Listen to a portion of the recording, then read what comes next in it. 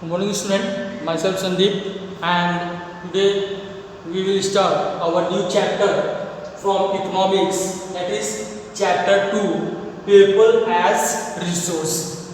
This is the first part, as it is your new chapter, people as resource. Okay, student, before going to start about these topics, we will discuss something about related to the what is the meaning of resource. Resource means whatever the things are there which are going to satisfy us. Okay, we suppose that whatever the desire we have and we are taking from the nature and we are satisfying ourselves, that is known as the resource. मतलब कि वो चीज़ें जो हमारे हमें जो है आवश्यकता है और वो हमें हम उससे जब प्राप्त करते हैं तो हमें संतुष्टि का भावना जो उत्पन्न होती है उसी को हम रिसोर्स बोलते हैं. ओके, तो रिसोर्स जो है हम लोग इसके बारे में अगर हम अर्लियर जो एक चैप्टर है जो the story of village Palampur, तो उसमें हमने देखा था the story of village Palampur में एक ह्यूमन कैपिटल आया था. इसमें ह्यूमन कैपिटल जो है हमारे पीपलाइज रिसोर्स में बहुत ज़्यादा रोल दिखाएगा. ओके, ह्यूमन कैपिटल जो है just like knowledge, your skill, experience, training, these things including the human capital, and that will be the major role in this chapter. Okay student, so अब देखो people as resource के बारे में discuss करने से पहले हम ये चीज़ समझ लेते हैं कि भाई पीपल एज रिसोर्स अगर हमारे माइंड में आता है तो सबसे पहली चीज़ जो हमारे दिमाग में आती है वो ये होती है that is the population of any country. जो पॉपुलेशन है, जो जनसंख्या है किसी भी कंट्री का, वो कितना डेवलप कर रही है, वो चीज़ों को कितना ऑब्जर्व कर रही है, कितना जो है उसके पास नॉलेज है, उसके पास कितना स्किल है, जितना अच्छा उसका आउटपुट मिलेगा उतना जो है कंट्री कोई भी क्या करेगी, ग्रोथ करेगी. Clear student? तो यहाँ पर हमारे दिमाग में देखो बहुत सिंपल है. पीपल एज रिसोर्स को समझने से पहले हमको बस इतना समझना है कि we are going to discuss about the population of any country because population is the asset not a liability. अब आपके दिमाग में ये बात आएगा कि सर एसेट और लाइबिलिटी क्या होती है. पॉपुलेशन एसेट है, ये आपने बता दिया, एसेट हमारे दिमाग में आ गया, लेकिन एसेट और लाइबिलिटी का मतलब क्या होता है. Not let me clear that. पहली बात, एसेट और लायबिलिटी होता क्या है, पहले इसको आप समझ लो. What is the meaning of asset and what is the meaning of liabilities या लायबिलिटी. ये दो चीजें होती क्या है. हम पॉपुलेशन को जो है यहाँ पर एसेट बोल रहे हैं, नॉट लायबिलिटी. इसका मतलब क्या है. तो एसेट का मतलब होता है जैसे फॉर एग्जाम्पल जब हम सपोज दैट एक हम छोटा सा एग्जाम्पल लेते हैं. हमारे दिमाग में आया कि भाई जो हाउस है, हम कार ले रहे हैं, लैंड ले रहे हैं, कहीं ज़मीन ले रहे हैं, कहीं हम अपना जो है घर बनवा रहे हैं, हमारा जो कार है, ठीक है, जो कार हम ड्राइविंग कर रहे हैं, तो ये सब क्या हमारे एसेट हैं या लायबिलिटी. इस एग्जाम्पल को हम बहुत सिंपल वे में लेंगे.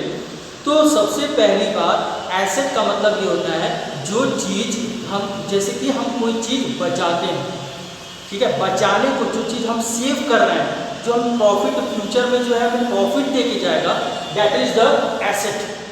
ठीक है, तो हाउस और कार में क्या है, हाउस में आप खर्च कर रहे हो तो वो क्या है, हमारा एसेट है. ठीक है, हाउस में हम खर्चा किए तो वो क्या हो गया, एसेट है. Sorry, this is your liability, not asset, this is your liability. House है, कार है, ये सब हमारी क्या है, लायबिलिटीज है, क्योंकि यहाँ पे हमें खर्च करना पड़ रहा है. भाई आप कार चला रहे हो तो उसमें तो आपको डीजल लेना ही पड़ेगा, तो वहाँ पे आप खर्च ही कर रहे हो. हाउस है, उसकी जो है मेंटेनिंग करवा रहे हो, उसकी देख रेख कर रहे हो, उसमें भी आपका खर्च जा रहा है, तो it is comes under the liability.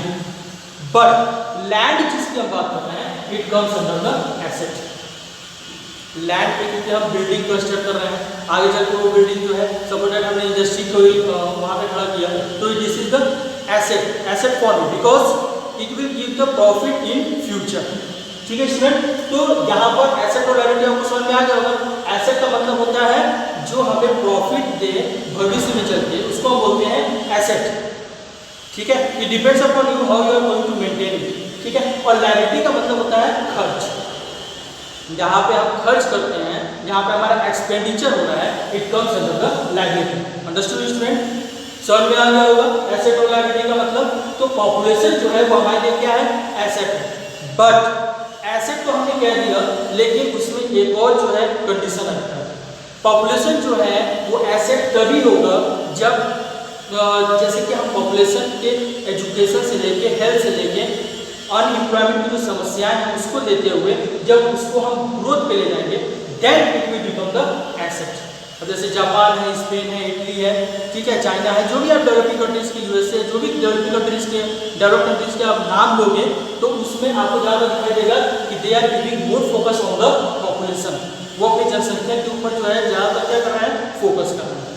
Understood student, I think it is clear now, ठीक है। तो इस चैप्टर में हमें जो है स्टडी करना है किसके बारे में, रिलेटेड टू द पॉपुलेशन, जनसंख्या के बारे में हमको जो है यहाँ पे स्टडी करना है कि जनसंख्या जो है how it is going to be as a resource. भाई हम लोग हैं, ठीक है, आप लोग हो, आप एजुकेशन गेन कर रहे हो, हम लोग हैं जॉब कर रहे हैं, ठीक है। तो how we are going to develop our countries, हम अपनी कंट्री को कैसे डेवलप कर सकते हैं, पॉपुलेशन कैसे, जो जनसंख्या वो कैसे डेवलप कर सकती है, that is the main factor in this chapter.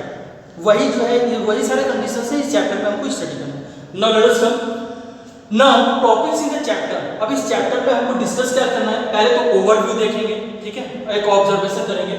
After that economic activities by men and women, क्या क्या इकोनॉमिक एक्टिविटीज हैं, ठीक है, मेन के द्वारा और वुमेन के द्वारा। उसके बाद क्वालिटी ऑफ पॉपुलेशन, पॉपुलेशन के क्या क्या गुण हैं, एंड आफ्टर दैट अनएम्प्लॉयमेंट, ठीक है। तो पहले हम ओवरव्यू के बारे में डिस्कस कर लेते हैं। We will study and discuss about this term, हमको क्या क्या चीजें ओवरव्यू में देखनी है। फर्स्ट इज ह्यूमन कैपिटल, मैं बताया था ना स्टूडेंट, इसमें ह्यूमन कैपिटल का बहुत ज्यादा रोल है। Human capital, after that gross national product, after that human capital formation, and last one is advantage of a more educated और a healthier population. So these are the overview, ये हमारा जो है overview, ये हमारे observation है जिसमें हमको ज्यादा फोकस करना है। Now economic activities of main and women. अब यहाँ पे economic activities of main and women की जब हम बात कर रहे हैं तो हमारे दिमाग में तुरंत यही बात आना चाहिए कि भाई हमें ये समझ जाना चाहिए कि मेन जो है चाहे वुमेन जो है वो किस तरीके का वर्क कर रहे हैं, किस तरीके का उनका वर्क है, what are the process that they are giving, they are serving their work, they are serving for their work, वो अपने काम को कैसे कर रहे हैं, ठीक है। उस काम का एक कंक्लूजन निकाल के हम जो है उसको कंट्री के ग्रोथ के लिए कैसे रखते हैं, that is the economic activities by men and women, ठीक है। तो यहाँ देखते हैं economic activities are development and wealth producing activities. जो इकोनॉमिक एक्टिविटी है वो दो चीजों पर डिपेंड करती है, that is development and wealth. मतलब कि जो भी वो एक्टिविटीज कर रहे हैं, चाहे मेन कर रहा हो चाहे वुमेन कर रहा हो, वहां से उसको डेवलपमेंट दिखाई देना चाहिए एज वेल एज वेल्थ दिखाई देना। वेल्थ मतलब व्हाट आर द, जिसको बोलते हैं धन, ठीक है ना, प्रॉपर्टी। तो वहां से डेवलपमेंट कितना हो रहा है as well as what are the benefits are providing by the men and women. This is known as this is the producing activities. इसी को हम लोग प्रोड्यूसिंग एक्टिविटीज बोलते हैं। प्रोड्यूसिंग एक्टिविटीज किसको बोल रहे हैं, development as well as for the wealth. यही हमारी प्रोड्यूसिंग एक्टिविटीज होगी, क्योंकि मेन एंड वुमेन जैसा वर्क करेंगे उनको जो है फ्यूचर में उस तरीके का, चाहे कंट्री के लिए चाहे वो अपने पर्सनल लाइफ के लिए किस तरह का ग्रोथ करते हैं, that is more important. Now it creates economic and financial gain by producing goods and services and adds value to the national income. Now this is very important student। यहाँ पे जो है जो हमारा goods and services जो point आया हुआ, ठीक है, it creates economic and financial gain। जो भी आदमी है चाहे जो भी औरत है, जो भी वो वर्क कर रहे हैं, वो कहीं ना कहीं से क्या कर रहे हैं, उसमें गेन करने की कोशिश करते हैं। हर एक मनुष्य है, हम ही हैं, तो हम ये सोचेंगे कि भाई हम कोई भी अगर वर्क कर रहे हैं तो उसमें से वहाँ पे गेन निकले, न कि लॉस निकले। कोई घाटे में रहकर तो भाई काम करना नहीं चाहेगा। तो जो गुड्स और सर्विसेज जो भी वो प्रोवाइड कर रहे हैं, ठीक है, तो वो क्या होता है, एक तरह से वो गेन करता है फॉर द नेशनल इनकम। ये नेशनल इनकम के बढ़ावे को कहीं ना कहीं जो है ये मतलब कि उसको आगे बढ़ाता है। Okay, now it creates economic and financial gain by producing goods and services and adds value to the national income। men and women जो भी हो, जो भी वो एक्टिविटीज कर रहे हैं, जो भी एक्टिविटीज़ करते हैं उस एक्टिविटीज़ के पीछे यही होना चाहिए कि भाई वहाँ से जो भी वो गुड्स प्रोवाइड कर रहे हैं या सर्विसेज प्रोवाइड कर रहे हैं उससे जो है उनका जो है फाइनेंशियल ग्रोथ हो, और वो ग्रोथ जो है जाके कहाँ पे हो, that is to the national income. क्योंकि जब वो कहीं ग्रोथ, तो भाई एक फैमिली है, वहाँ पे एक पर्सन है जो बहुत अच्छा जॉब करता है, तो वहाँ पे फैमिली जो है धीरे ग्रोथ कर रही है। सोसाइटी है, सोसाइटी के अंदर 4-5 लोग जो है मिलकर अच्छे से वर्क कर रहे हैं तो सोसाइटी का ग्रोथ हुआ। तो ठीक है, तो एक हम छोटे लेवल से लेकर चलते हैं और एक बड़े लेवल तक देखते हैं, मतलब फैमिली से सोसाइटी, सोसाइटी से फिर सिटी, सिटी से फिर स्टेट, स्टेट देन नेशनल। ठीक है, सॉरी। तो यहाँ पे जो है हमारा जो है एक छोटे पैमाने पे से जब हम उसको उठाते हैं और एक बड़े पैमाने पे ले जाकर रखते हैं, तब हमको समझ में आता है कि हमारी कंट्री की इकोनॉमिक ग्रोथ क्या है। ठीक है, that is the economic activities by men and women. I think you have understood it. Now sectors under economic activities. अब यहाँ पे सेक्टर्स हैं, सेक्टर डिवाइड किए गए। ठीक है, इसके बारे में हम लोग डिस्कस करेंगे। Primary sector, secondary sector and tertiary sector, तीन सेक्टर्स होते हैं। ठीक है, किसी भी कंट्री के ग्रोथ के लिए ये तीनों सेक्टर जो है बहुत इंपॉर्टेंस रखते हैं।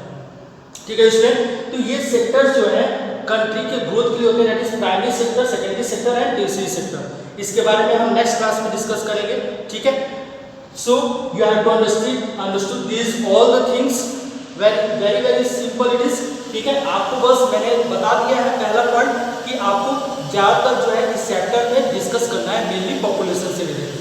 आप पॉपुलेशन के ग्रोथ को देखिए, पॉपुलेशन हमारे कंट्री में देखिए चाहे किसी अदर कंट्री में देखिए, वहाँ के पॉपुलेशन का जो आप एक निचोड़ ले रहे हो, आप ऑब्जर्व कर रहे हो, तो जो चीज़ें आपको वहाँ पे समझ में आ रही है, क्या क्या कमियाँ हैं जिससे जो हमारी कंट्री ग्रोथ नहीं कर पा रही है, उसी पे जो है उसी कमियों को देखते हुए उसको कैसे हम ग्रोथ किया जाए, इस चीज़ों के बारे में हम यहाँ पे डिस्कस कर रहे हैं। ठीक है, तभी आपको समझ में आएगा कि हाँ भाई कंट्री जो है, कोई भी कंट्री हो, कैसे वो ग्रोथ करती है, उसके पीछे क्या रीज़न है, वहाँ पे लोग जो है कैसे अपने आप को जो है इंगेज रखने की कोशिश करते हैं। Okay student, so now we will in next video we will discuss about the primary sector, secondary sector and tertiary sector. So when it will ask how many sectors are under the economic activities are there, so you will give the answer three sectors: primary sector, secondary sector, and tertiary sector. Okay, student. Thanks everybody.